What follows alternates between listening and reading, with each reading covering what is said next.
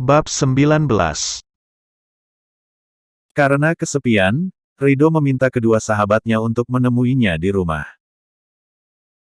Namun, bukannya menghibur kedua sahabatnya malah membuat Ridho menjadi kesal dengan tingkah laku kedua sahabatnya. Mereka sangat suka menggoda Ridho, dari perihal rumah tangga Ridho maupun masa lalunya dengan gadis itu. "Kamu masih memikirkan Asma?" tanya Rio. "Entahlah, aku tidak tahu.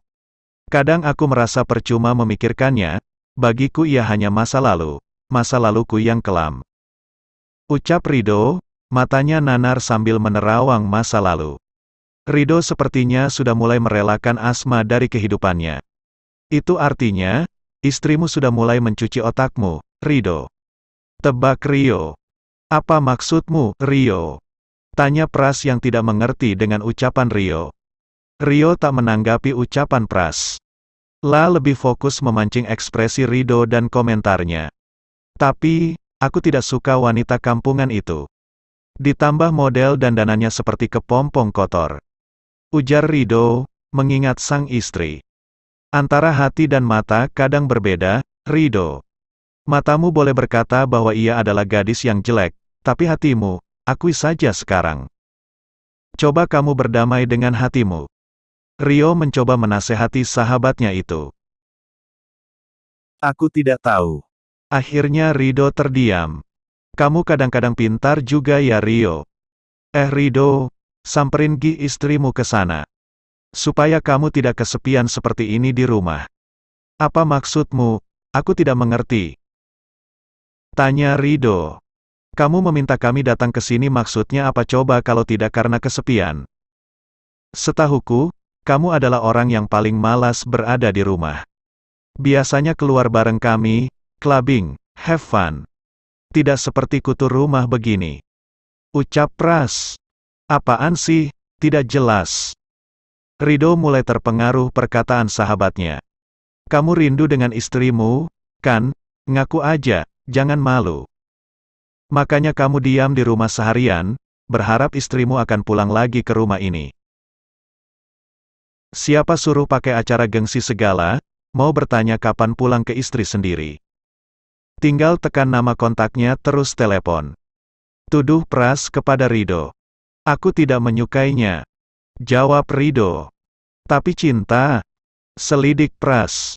Sudah-sudah, kalian seperti kucing yang sedang bertengkar saja," sela Rio. "Ridho, sebagai sahabat sejatimu aku tahu bahwa kau sudah mulai memikirkan istrimu. Aku hanya ingin mengingatkan, kamu jangan menyesal jika sampai kehilangan, maksudku kehilangan untuk yang kedua kalinya. Pertama, kamu kehilangan Asma cinta pertamamu. Jadi jangan sampai kehilangan Asma yang sekarang menjadi istrimu. Mungkin Tuhan sudah menakdirkan nama mereka sama, jadi terima saja.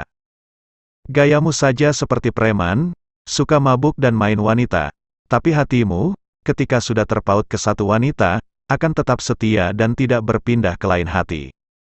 Bagi kita, wanita jalang itu adalah boneka. Tapi yang jadi istri kita, tetaplah wanita solihah lagi terhormat," ucap Rio, bijak. Ridho meraih semua bantal yang ada di tempat tidurnya dan melemparkan semua bantal-bantal tak berdosa itu kepada Rio. "Mimpi kali, istri nanti akan sama sepertimu," maki Ridho kesal, karena kedua sahabatnya terus saja mengungkit tentang perasaan hatinya. Sementara itu, Asma sedang menyiapkan sarapan kepada ibu angkatnya. "Diminum dulu, Bu."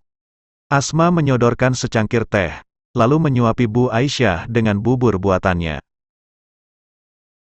"Makasih banyak ya nak," ucap Bu Aisyah, lemah.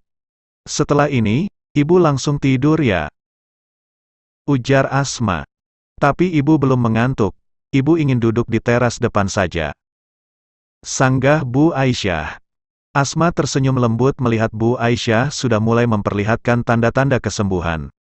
"Baiklah, tapi obatnya diminum dulu ya Bu." Asma menyerahkan beberapa butir pil serta segelas air, dan langsung ditenggak Bu Aisyah. Bu Aisyah turun sendiri dari ranjang. "Sudah Asma, sekarang ibu sudah mendingan. Temani ibu duduk di teras depan ya." Pinta Bu Aisyah. Ayo Bu. Kalau ibu ingin ke depan, sini pegang tangan Asma. Asma menuntun Bu Aisyah menuju teras depan. Sesekali, Asma nampak memegangi tangan Bu Aisyah, sambil menatap wajah beliau. Takut jika beliau mulai kelelahan. Bu, mulai sekarang panggil aku Asma saja ya, tidak usah sebut nama panjangku jika ada yang bertanya. Pinta Asma dengan lemah lembut. Bu Aisyah mengernyitkan keningnya dalam kebisuan. Lah tahu jelas, bahwa Asma punya alasan khusus yang ia simpan sendiri. Bolehkah ibu bertanya nak, apa alasannya? Bu Aisyah memandang lekat wajah Asma.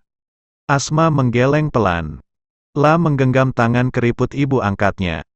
Tidak ada apa-apa Bu, aku hanya tidak ingin mengingat masa laluku. Sahut Asma pelan. Bu Aisyah mengangguk. Ia hanya bisa mengiyakan keinginan anak angkatnya itu. Beliau menghela nafas sejenak, pandangannya jauh menerawang ke depan. Namun, pikirannya justru menerawang pada masa lalunya. Ada seberkas luka yang ia torehkan kepada Asma dan keluarganya.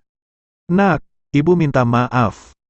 Bu Aisyah memulai pembicaraan. Asma mengernyitkan keningnya.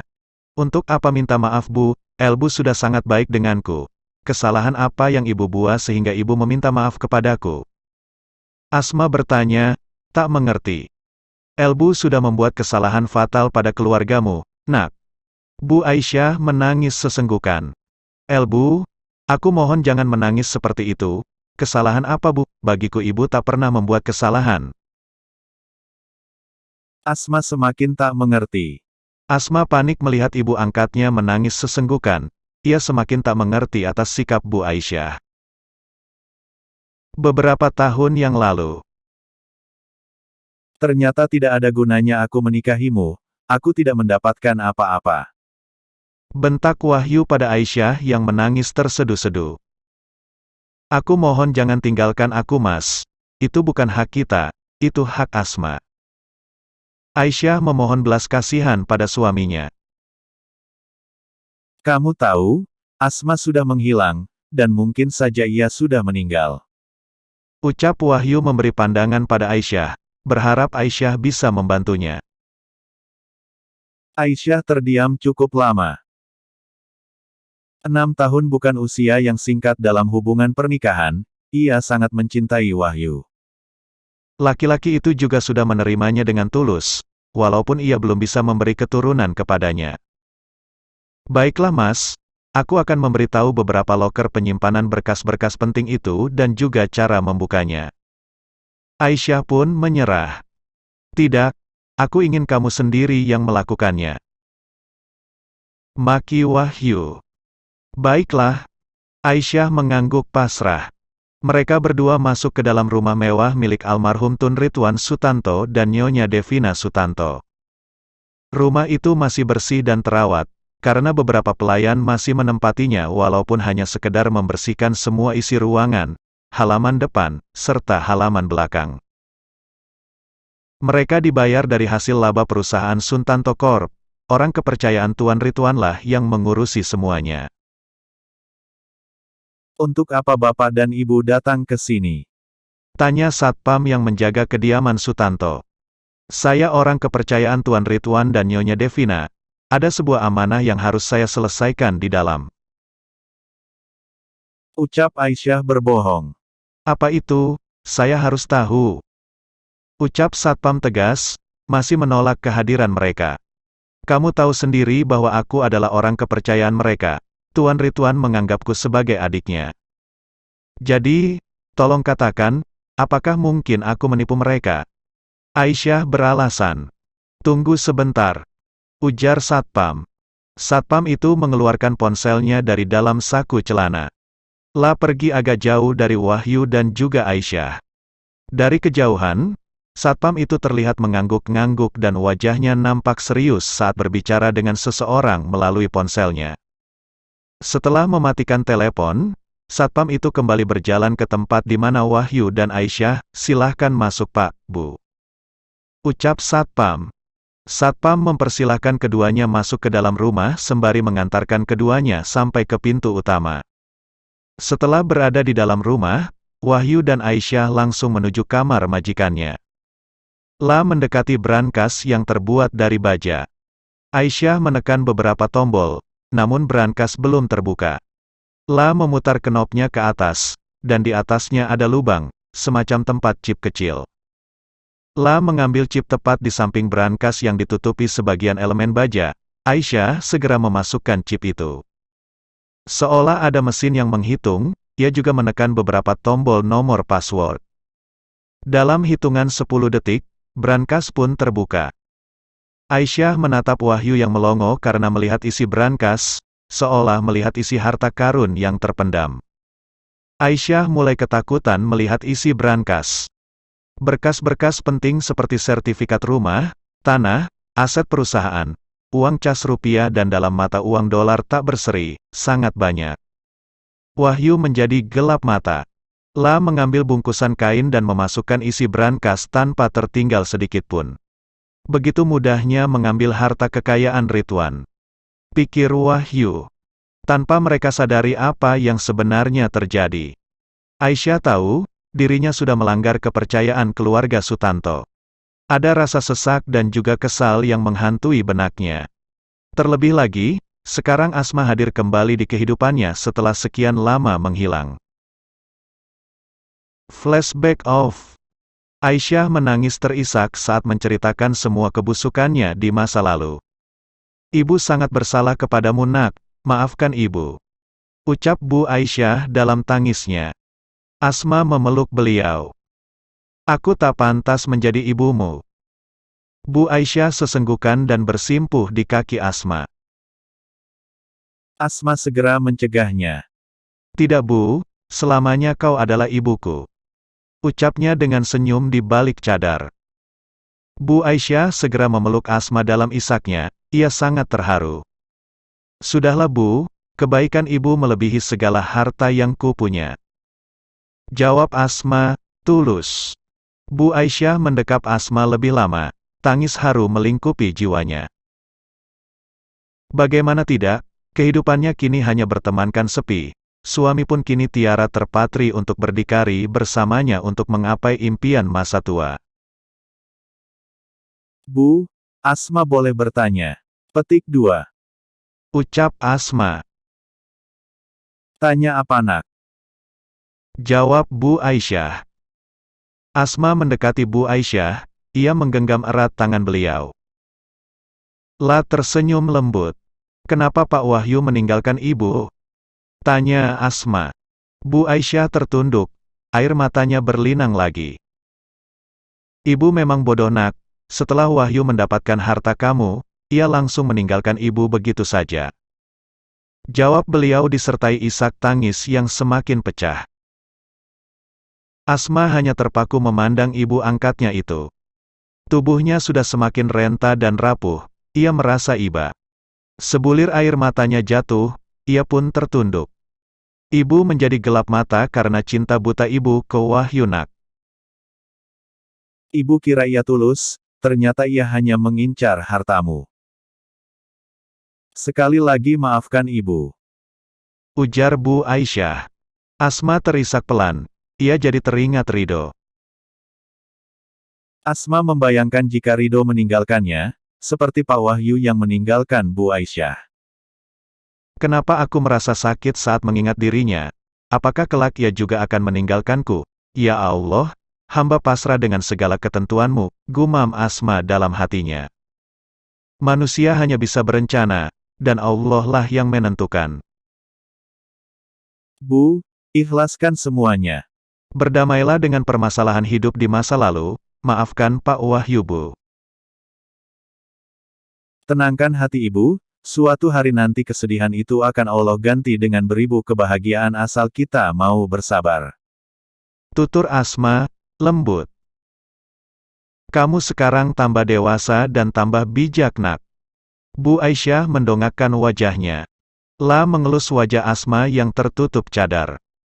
Bu, kadang kita harus melewati sebuah kepahitan untuk mengetahui hakikat hidup yang sebenarnya.